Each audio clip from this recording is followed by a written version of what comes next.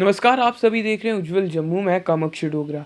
मुद्दे चाहे देश के हो चाहे जम्मू कश्मीर के, इसी मुद्दों पे हमारे साथ बात करने के लिए जुट चुके हैं हिंदू शिवसेना के प्रेसिडेंट श्री किशन सिंह मना जी। सर, उज्जवल जम्मू में आपका स्वागत है। नमस्कार जी, धन्यवाद आपका। सर, जम्मू को स्मार्ट सिटी बनाया जा रहा है।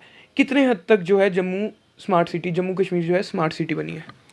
सर, स्मार्ट जो आप देख रहे हैं कि जम्मू को जो कह रहे हैं जी अभी स्मार्ट सिटी बना रहे हैं, मुझे तो अब आज तक दिखाई नहीं दिया जहाँ पे कुछ नहीं बना रहे।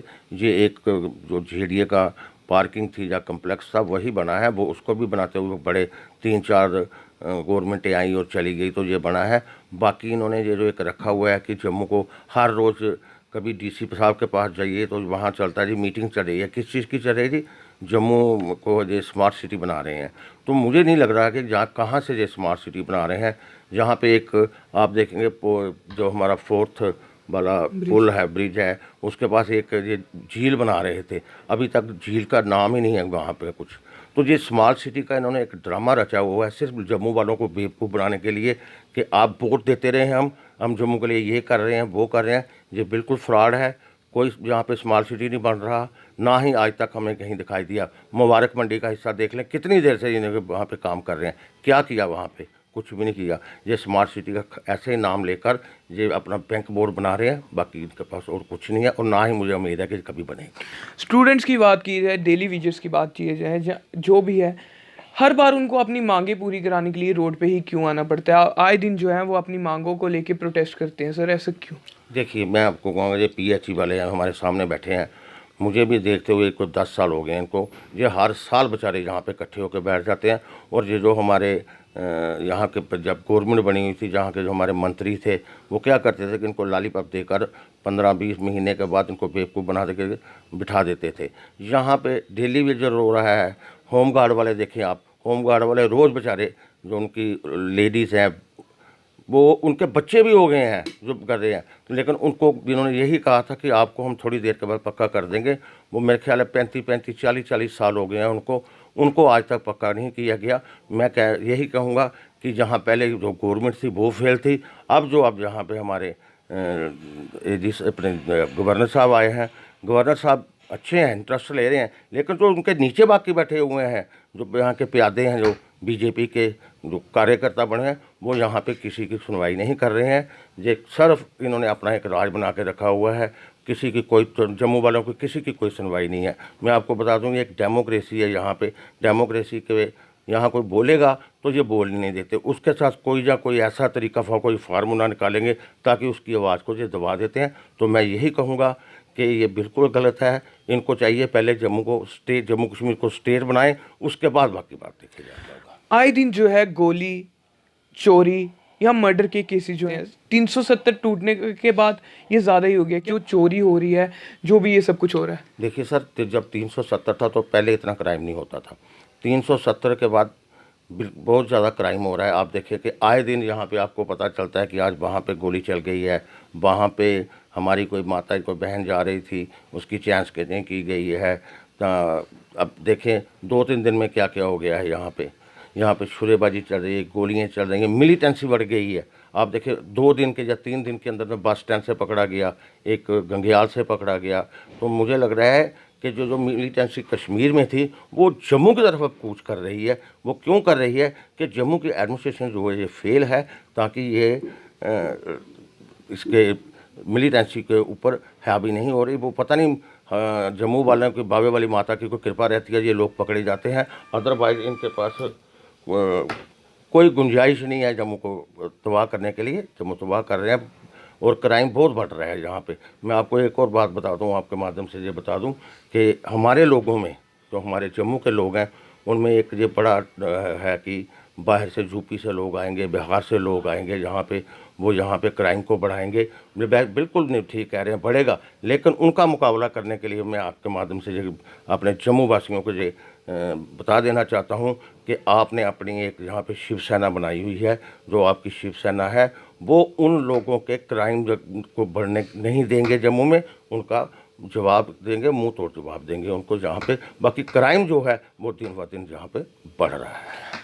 पेट्रोल, डीजल, एलपीजी के गैस की बात की जाए, आए दिन जो है उनके दाम बढ़ते ही जा रहे हैं, तो इतने महंगाई में एक जो आम आदमी उसका घर कैसे चलेगा? सर देखिए, पेट्रोल और जो गैस, डीजल, एलपीजी। इसमें ये इंसान की ज़रूरतमंद चीज़ें हैं जो कि रोज़ाना काम में आने वाली। अब देखें, घर में रसोई में गैस की कितनी ज़रूरत है, 800 कुछ रुपये के गैस सिलेंडर हो गया। वो गरीब आदमी उसको कैसे चलाएगा? अच्छा, और मैं आपको एक बात बता दूं, पेट्रोल इतना महंगा हो गया, जाएगा 100 रुपये तक जाएगा। तो मुझे बताएं ना, ये कौन सी चीज़ है, किस पे ये कंट्रोल कर रहे हैं? ये तो बढ़ावा दे रहे हैं महंगाई को। महंगाई इतनी ज़्यादा बढ़ चुकी है कि आजकल गरीब आदमी का रसोई को चलाना ही बहुत मुश्किल हो चुका है। तो मैं यही आपके माध्यम से इनसे रिक्वेस्ट करूंगा कि ये जो इंसान की जो रसोई घर वालों की ज़रूरत की चीज़ें हैं उन पर ये कंट्रोल करें और कम से कम उन चीज़ों को बहुत सस्ता करें। बाकी अगर कहेंगे तो ये इन्होंने सोच लिया हुआ है कि गरीब आदमी को भूखे मारना है। मुझे लगता है ये भूखे मार देंगे।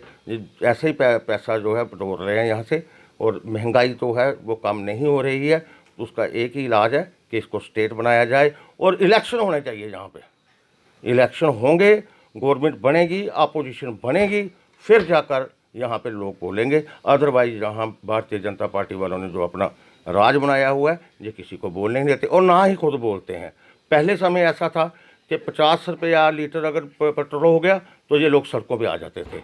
अब ये पोजीशन आ गई है कि 90 रुपये के करीब हो गया, तो ये बिल्कुल नहीं बोल रहे हैं अब। दूसरा, एक टोल प्लाजा थे यहाँ पे, आपने देखा होगा कि एक हमारे मंत्री थे, उनका नाम क्या लेना है, उनके घर के बाहर टोल प्लाजा बन रहा था, तब वो बीजेपी की गवर्नमेंट नहीं थी, तो वो खुद गए थे उसको तोड़ने के लिए। टोल प्लाजा नहीं बनने दिया था। खुद तोड़ते हैं, खुद बनाते हैं। अब जब ये सत्ता में आए तो वहाँ टोल प्लाजा ही बनाया, एक क्या बनाया, 2-3 बना दे। ये देखिए क्या कर रहे हैं। जम्मू के साथ भेदभाव भी हो रहा है, आपके सामने भेदभाव हो रहा है। तो मैं यही आपके माध्यम से कहूँगा कि इसको जम्मू कश्मीर को स्टेट बनाया जाए ताकि हम लोग चैन से बैठ सकें। अदरवाइज ये हमें ऐसे तड़फा के मारेंगे साथ जम्मू वालों को कि वो आप देखना भी मुश्किल है। तो आखिरी सवाल, किसानों की बात की जाए, पिछले 4 महीने से भी ज़्यादा हो गया है, किसान जो हैं अपने जो 3 काले कानून हैं वो कहते हैं सरकार को वापस ले लिए जाए। उसके बाद भी जो नया बजट आता है उसमें भी किसानों के लिए नहीं सोचा जाता है। सर देखिए, ये जो हमारे किसान भाई हैं ये स्टेप बाय स्टेप चल रहे हैं।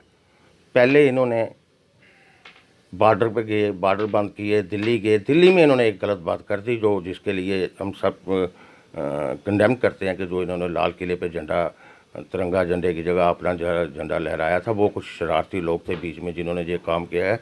देखा जाए तो ये जो जट लोग हैं ये नहीं करने वाले, ऐसी बातें करने वाले किसान लोग। तो मैं ये कहूँगा कि किसानों के लिए भी इनको कुछ सोचना चाहिए। आज कितने दिन हो गए हैं हमको बैठे हुए हैं, मतलब 3-4 महीने हो गए हैं। तो 3-4 महीने के अंदर जो हमारे मोदी जी हैं, जिनका नाम बड़े इज्जत से लिया जाता है, उनके सर पे एक जूं भी नहीं रखी कि हमने इनके साथ क्या करना है। हम यही कहते हैं कि किसान जो है ये अन्नदाता है। किसान अगर काम नहीं करेगा तो हमारा आटा, चावल, चीनी, राशन कहाँ से आएगा? तो ये और महंगा हो जाएगा। ताकि इनका जो डिमांड्स है, 3 डिमांड्स हैं इनकी जो कह रहे हैं, उसको इमीडिएटली इनके साथ बैठकर उनका हल करना चाहिए ताकि ये लोग जो इतने दिनों से बैठे हैं ये अपने घरों को जाएं और अपने खेती बाड़ी को देखें। ताकि ये जो परेशानी आने वाली है, मैं आपको बताऊंगा, अगर ये ऐसे ही बैठे रहे तो आने वाले समय में महंगाई और बढ़ जाएगी, राशन की बढ़ जाएगी और हम लोगों की प्रॉब्लम सारी हमको होगी, इन लोगों को कुछ भी असर नहीं होने वाला। तो मैं यही आपके माध्यम से कहूँगा कि इनके नेताओं को बुलाकर इनकी जो डिमांड्स है, जेन्युइन डिमांड्स है, उनको मानकर इनकी जो स्ट्राइक है उसे कराना चाहिए। धन्यवाद सर। तो ये हमारे साथ थे हिंदू शिवसेना के प्रेसिडेंट श्री किशन सिंह मन्हास जी, जिनका कहना है कि जो किसान का मुद्दा हो, चाहे कोई भी मुद्दा हो, सरकार को उसके ऊपर सोचना चाहिए, क्योंकि अगर किसान अगर ऐसे बैठे रहे तो आने वाले समय में हमारे देश को और भी मुश्किल होती रहेगी। ऐसी और अपडेट्स के लिए जुड़े रहिए उज्जवल जम्मू के साथ। तब तक के लिए मुझे और मेरे कैमरामैन को दीजिए इजाज़त। नमस्कार।